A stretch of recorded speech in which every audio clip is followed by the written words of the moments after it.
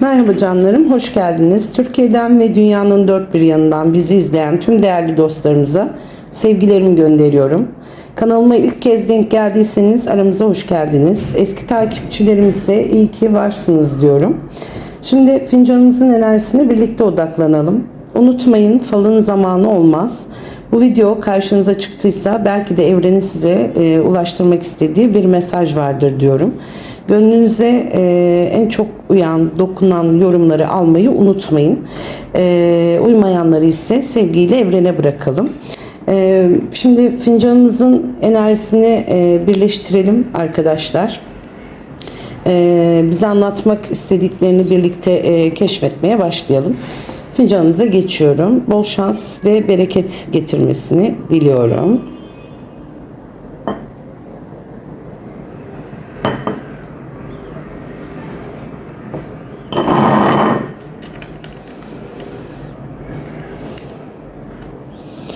Şimdi burada fincanımın dip kısmında kocaman bir dolunay belirmiş arkadaşlar. Ve incecik bir hilal ay da gözüküyor burada. Çok güçlü bir döngünün tamamlandığını ve yeni bir başlangıcın kapıda olduğunu görüyorum burada. Bir konunun netleşmesine, beklediğiniz bir konunun netleşmesine, gizli kalan gerçeklerin ortaya çıkmasına ve içinizi rahatlatacak bir haber almaya işaretliyorum bunu. Hilal ay, umut, yeni fırsatlar ve taze başlangıçların habercisi. Yani yeni bir kapı açılıyor. Yani hayırlı bir kapının açılacağı bu. Bir kapı kapanırken çok daha hayırlısı açılacak. Özellikle gece saatlerinde gelecek bir haber, bir mesaj ya da sizi sevindirecek bir gelişme öne çıkmış burada. İçinizde uzun zamandır taşıdığınız bir dileğin de yavaş yavaş gerçekleşmesi diyorum ben buna. Bunun yoluna girdiğini hissediyorum. Sabırlı olun çünkü bu fincan karanlığın ardından doğacak aydınlığı ve güzel dönemin başlangıçlarını bize gösterdi. Şimdi dip kısmında bir süliyet mevcut arkadaşlar. Burada benim dikkatimi çeken asıl şey burada bir bacaklarını iki yana ayırmış dip kısmında güçlü ve kararlı bir duruş sergiliyor ama dikkat çeken nokta ise elinde bir gökyüzüne doğru bir kuş salıyor olması. Bu görüntü bana yüklerinden kurtulmayı, özgürlüğü ve çok önemli bir haberin yola çıkacağını anlatıyor. Kuşu saldığı yerde ise büyük bir tulumba belirmiş arkadaşlar. Bu da yine hani su çekilen tulumbalar olur ya, bir çeşme bu. Yani bu her zaman bereketi, kısmeti ve ferahlığı simgeliyor çeşme, tulumba, su çekilen yer, su. Uzun zamandır beklediğiniz bir konuda adeta su gibi akacak bir rahatlama yaşayacaksınız. Maddi ya da manevi anlamda sizi sevindirecek gelişmeler görünüyor burada. Şimdi hemen yanında arkadaşlar bir bayrak var. Bu resmi bir kurum, devlet kapısı, bir imza sonuçlanacak, bir başvuru ya da vatanla bağlantılı bir gelişmeye işaret ediyor. Bazılarınız için şehir değişikliği, bazılarınız için ise yurt dışı bağlantılı bir haber de gündeme gelebilir. Fincanın üst kısmında dip kısmına doğru özgürce süzülen bir kuş görüyorum. Beklediğiniz bir haberin çok uzak olmadığını ve doğru zamanda size ulaşacağını söylüyor. Sanki evren size artık önünüzde engeller kalkıyor, güzel gelişmeler peş peşe geliyor mesajını aldım arkadaşlar ben burada.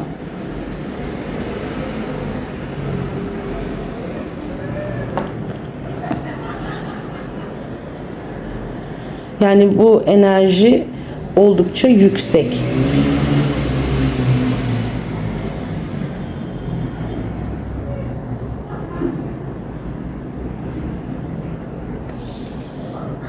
Şimdi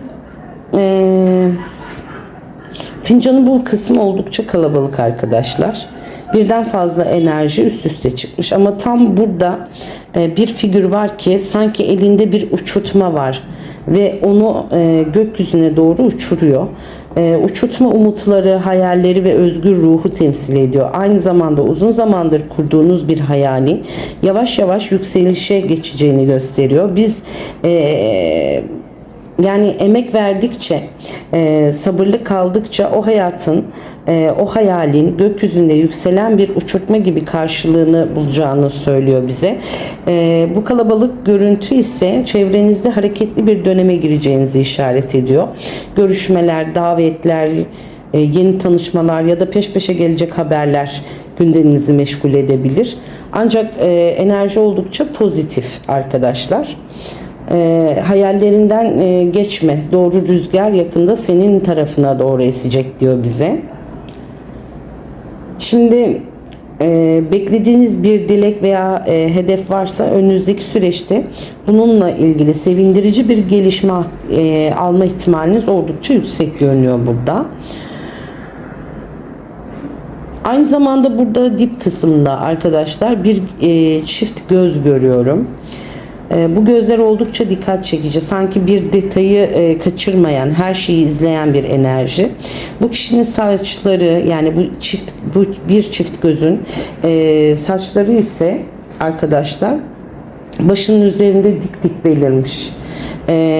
Bu görüntü bana şaşkınlığı, hayreti ve beklenmedik bir gelişme karşısında yaşanacak büyük bir şaşkınlık anlattı. Sizde ya da çevrenizdeki biri hiç ummadığı bir haber karşısında adeta bunu beklemiyordum diyecek arkadaşlar. Bu çift göz sembolü nazara ve üzerinizde olan dikkatli bakışlara da işaret.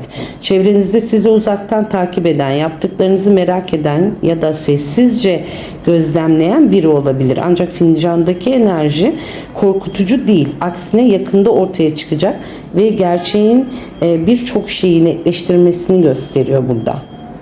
Bu yüzden sezgilerinize güvenin ve önünüze çıkacak işaretleri dikkatle değerlendirin diyorum.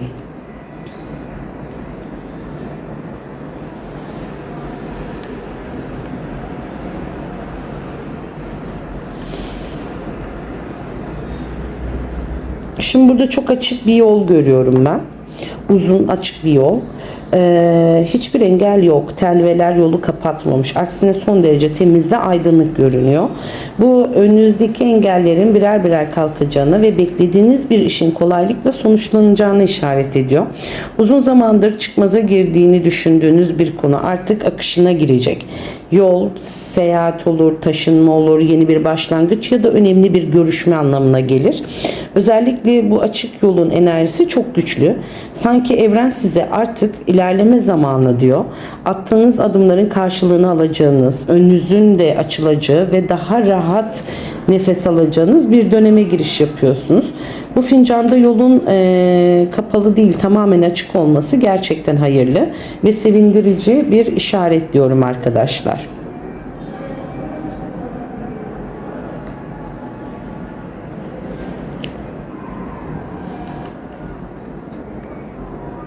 Şimdi bu kısma geldiğimde sisin içindeymiş gibi görünen bir kalabalık. Yani bu kalabalık henüz netleşmemiş bir ortamı ya da yakında içinde bulunacağınız bir topluluk. Çünkü silik, sisli. Kalabalığın enerjisi var ama yüzler ve olaylar henüz tam olarak belirginleşmemiş. Bu kalabalığın içinde bazı harfler burada dikkatimi çekiyor. Özellikle E, C arkadaşlar. G harfi var. Bu kişinin adının ya da soyadının baş harfi olabilir. Sizin aklınızdaki kişinin ya da bir yer olabilir. Önemli bir yerin adı olabilir. Ya da önemli bir olayın içinde geçebilir. Hemen yanında ise bir soru işareti arkadaşlar burada dikkatimi çekti. Bu soru işareti de uzun zamandır aklınızı kurcalayan bir konunun cevabını beklediğiniz bir soru ya da belirsizliği işaret ediyor. Fakat tam soru işaretin yanında bir kuş belirmiş. Kuş aynı zamanda Arkadaşlar bir saniye. Pil gücüm bitiyor. Evet arkadaşlar, şarjım bitmek üzere olduğu için maalesef elime almak zorunda kaldım şu anda telefonu. Şimdi tekrar buraya gelelim. Şimdi burada bir soru işareti dedik arkadaşlar. Bu soru işareti uzun zamandır aklınızı kurcalayan konuya cevabını beklediğiniz bir soruya ya da çevrenizde size işaret ediyor. Fakat tam soru işaretinin yanında bir kuş demiştik. Bu kuş hem zaman, haberin, müjdenin ve iletişimin sembolü. Yani bu fincan bize şunu söylüyor. Şu an kafanızı meşgul eden bir belirsizlik çok yakında gelecek bir haberle netlik kazanacak. Beklediğiniz bir cevap gecikmiş olabilir ama geliyor. Son haberle birlikte birçok soru işareti ortadan kalkacak ve içiniz çok daha rahat edecek arkadaşlar. Enerji oldukça umut veren bir görüntü olarak çıkmış burada. Şimdi dip kısmında bir beyaz yılan görüyorum.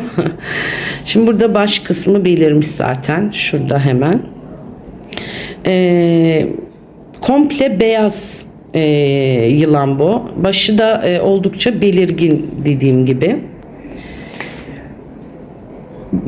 Şimdi burada ama dikkat edin, bu yılanın rengi beyaz. Falda beyaz yılan çoğu zaman gizli düşmanlıktan çok sezgiyi, bilgeliği ve farkındalığı temsil ediyor. Yani size zarar vermeye çalışan bir enerjiden ziyade gerçekleri görmenizi sağlayacak bir işaret olarak söyleyebiliriz bunu. Hemen yanında ise bu yılanın yani ini, yuvası çıkmış arkadaşlar. Şurada dip kısmında bir yılan yuvası. Bu da uzun zamandır kök salmış bir meselenin artık ortaya çıkacağını söylüyor bize. Gizli kalmış bir konu, saklanan bir gerçek ya da içinizde çözemediğiniz bir durum yavaş yavaş gün yüzüne çıkabilir. Aynı zamanda bu sembol çevrenizde sessiz ve temkinli hareket eden bir kişiye de işaret ediyor. Bu kişi niyetini hemen belli etmiyor. Bu yüzden önünüzdeki günlerde karşınıza çıkacak insanları iyi gözlemlemenizde fayda var diyorum. Fincandaki yılanın beyaz olması önemli bir detay. Çünkü bu sembolün enerjisi karanlık değil. Aydınlık, yaşanacak gelişmeler sonunda size zarar değil. Aksine farkındalık ve rahatlama getirecek. İç sesinizi dinlerseniz doğru yolu çok daha kolay bulacaksınız arkadaşlar. Şimdi bir detay daha, burada belirgin bir S harfi dikkatimi çekti. Bu S harfi böyle sıradan çıkmamış, enerjisi oldukça güçlü. Kişinin adının ya da soyadının bir baş harfi olabileceği gibi içinde de olabilir. Sizin için önemli olacak yerin, bir kurumun veya olayın da bir baş harfi ya da içinde geçen bir soru olabilir. Özellikle biraz önce gördüğümüz diğer sembollerle birlikte değerlendirdiğimde bu harfin yakında alacağınız bir haberle bağlantılı olduğunu düşünüyorum. Şimdi S harfiyle başlayan biri varsa bu kişiyle ilgili bir görüşme, bir mesaj ya da beklenmedik bir gelişme olabilir. Eğer böyle biri yoksa bu harf ilerleyen günlerde karşınıza çıkacak önemli bir ismin ilk harfi olabilir arkadaşlar. Bu falda herkese birebir aynı şekilde hitap etmez. Kiminiz için isim, kiminiz için bir yer ya da farklı bir anlam taşıyabilir. Bu yüzden bu sembolün sizde uyandırdığı hissi de mutlaka dikkate alın diyorum arkadaşlar. Evet arkadaşlar, şimdi fincanınızın tabağına bakmak istiyorum. Tabii telefonu tuttuğum için tek elle bunu yapmakta biraz zorlanacağım.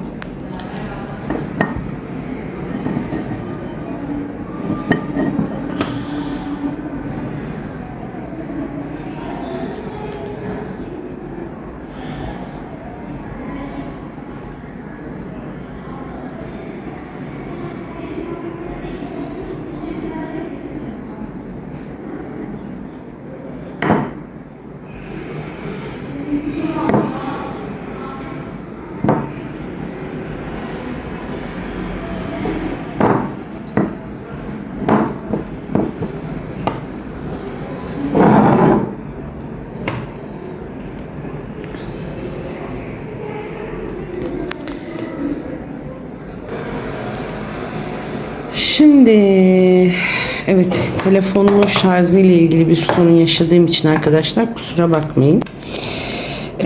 Şimdi burada bir yılanımız mevcut arkadaşlar. Bu fincanın iç kısmına doğru çöreklenmiş, bu tarafa doğru çöreklenmiş ama iç kısmına doğru da bir baş çıkarmış. Dönük bu başın fincanın dip kısmına, yani orta kısmına doğru dönük, sanki dilini hafifçe çıkarmış bir görüntü, bir süredir sessizce bekleyen bir enerjiyi anlatıyor. Yılanın kıvrılmış olması arkadaşlar henüz tam anlamıyla harekete geçmediğini, doğru zamanı beklediğini gösteriyor. Dilini çıkarmış olması bize dikkat edilmesi gereken sözlere, dedikoduya ya da ağzından çıkacak kelimelere dikkat etmeyen bir kişiyi işaret ediyor. Bu nedenle önünüzdeki günlerde duyacağınız her söze hemen inanmayın. Olayları kendi gözünüzle görmeye çalışın. Ancak fincanın dip kısmında olduğu için, yani şu kısımda olduğu için arkadaşlar bu durumun kalıcı olmayacağını hissediyorum. Sabırlı ve temkinli davrandığınız sürece bu enerjinin size olumsuz etkileme ihtimalini düşük görüyorum ben. Sezgileriniz sayesinde kimin samimi, kimin farklı niyetler taşıdığını daha net anlayacağınız bir döneme giriyorsunuz. Yani şöyle söyleyeyim, bu tabağın verdiği en önemli mesaj: sakinliğinizi koruyun, acele karar vermeyin ve iç sesinizi dinleyin. O zaman önünüze çıkabilecek her türlü durumu en doğru şekilde yönetebileceksiniz. Şimdi bize doğru dönmüş bir süliyet var burada.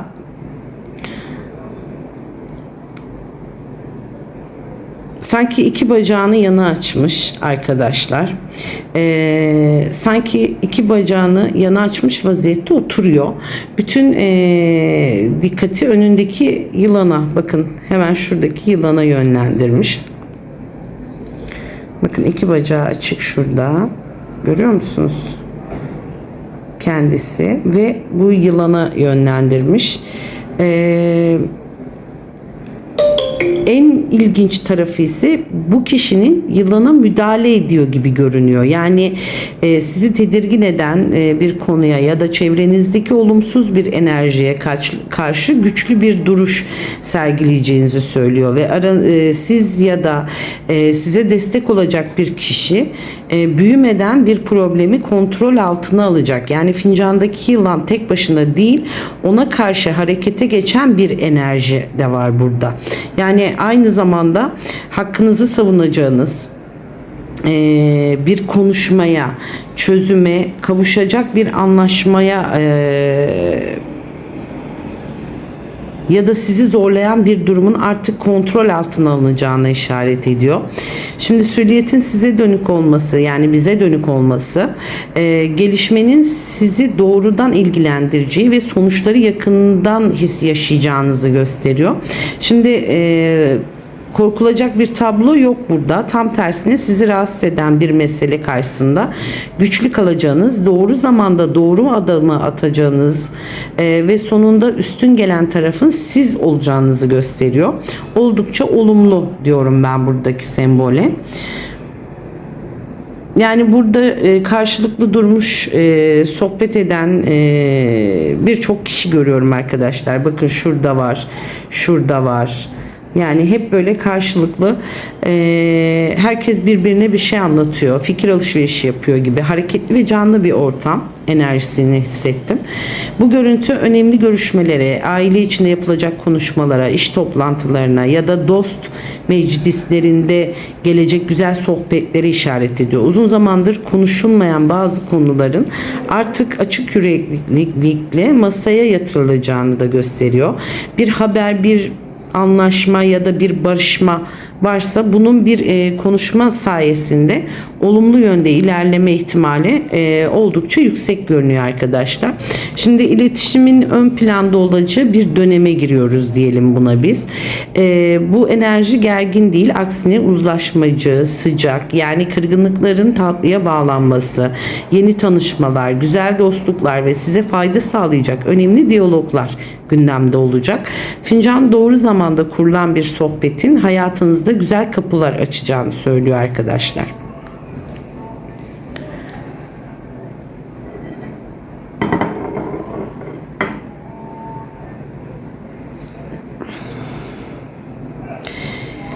Şimdi bunu böyle çevirdiğimde burada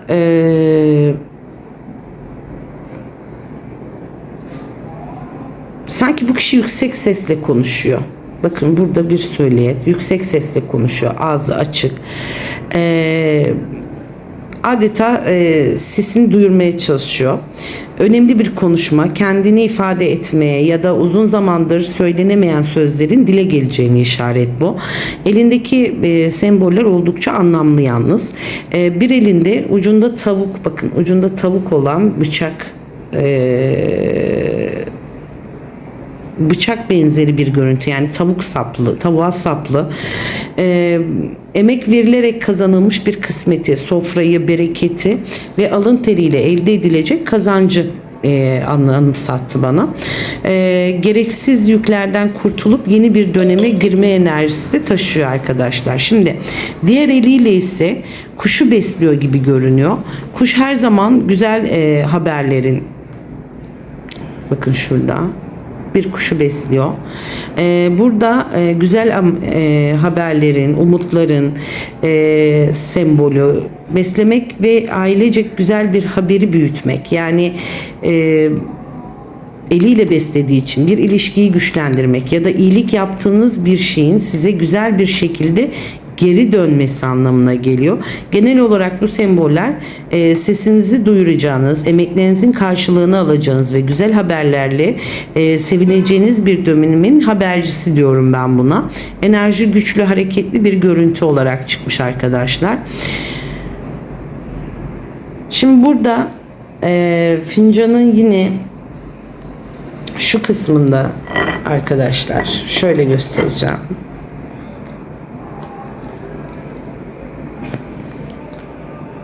Burada sanki burada başını öne eğmiş bir silüet görüyorum. Bu figürün enerjisi oldukça yoğun. Aklını meşgul eden önemli bir konu var. Burada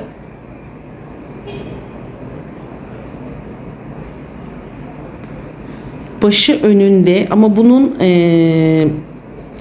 başının üstünde bir kalp duruyor arkadaşlar. Aydınlık bir kalp. Başını tamamen eğmiş ama bu silüet. Bakın hemen şurada da bir kalp mevcut. Başını tamamen eğmiş.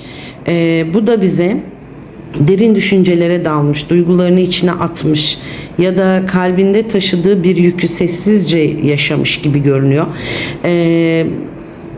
Şu kişi, şimdi en güzel ayrıntı, kişinin tam başının üzerinde kocaman aydınlık kalp. Bu da yaşanmış kırgınlıkların ardından gelecek sevgiye, affedilmeye, gönül rahatlığına ve güzel duyguların yeniden filizleneceğini işaret.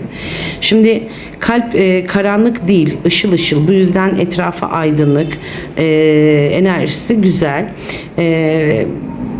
Şimdi fincanın ortasına geldiğimde arkadaşlar bir kız çocuğu belirmiş burada. Masumiyet, temiz niyetleri, sevindirici bir haberi ve yeni başlangıçları temsil ediyor. Bazılarınız için aileden genç bir kızla ilgili güzel bir gelişme olabilir. Bazılarınız için ise sembol içinizdeki saf ve umut dolu tarafın yeniden güçleneceğini anlatıyor. Şimdi yılanın başının bu silüete doğru dönük, bakın yılanın başı, yılan demiştik hatırlarsanız. Dikkat edilmesi gereken bir ayrıntı bu. Bu bana şöyle diyor: masum bir insanın ya da temiz niyetli bir konunun etrafında ulaşabilecek küçük ve kıskançlık veya nazar enerjisini gösterdi. Ancak fincandaki aydınlık kalp bu enerjiyi bastırmış durumda. Yani sevgiyi, iyi niyet, güzel dilekler, bu olumsuzluğu geride bırakmış. Genel olarak tabloya baktığımda kalbin enerjisi çok daha baskın. Fincanın sonu oldukça umut verici görünüyor arkadaşlar. Falın sonu pardon. Aynı zamanda burada sanki bir süliyet daha var. Bakın şurada.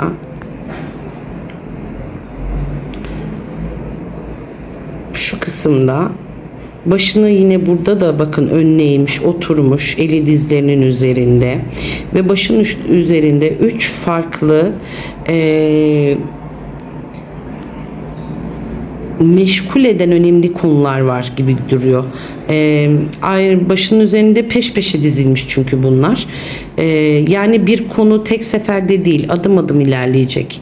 İlk gelişme ardından ikinci bir haber ve son olarak da sizi sonuca ulaştıracak üçüncü bir adım diyoruz buna. Şu sıralar karar vermekte zorlandığınız bir konu varsa acele etmeyin. Çünkü fincan her şeyin her şeyin zamanı geldikçe netleşeceğini söylüyor. Bu 3 aşama tamamlandığında kafanızdaki soru işaretleri de büyük ölçüde ortadan kalkacak. Aynı zamanda sabrın önemini vurguluyor tabak. Daha fazla beklediğinizde olayların neden bu şekilde geliştiğini çok daha iyi anlayacaksınız. Ve doğru karar vermeniz kolaylaşacak. Enerjisi sonunda bu tabağın enerjisi sonunda ferahlığa çıkacağınızı gösteren güzel bir görüntü arkadaşlar. Evet, bugün biraz zorluklarla çektiğim bir faldı bu.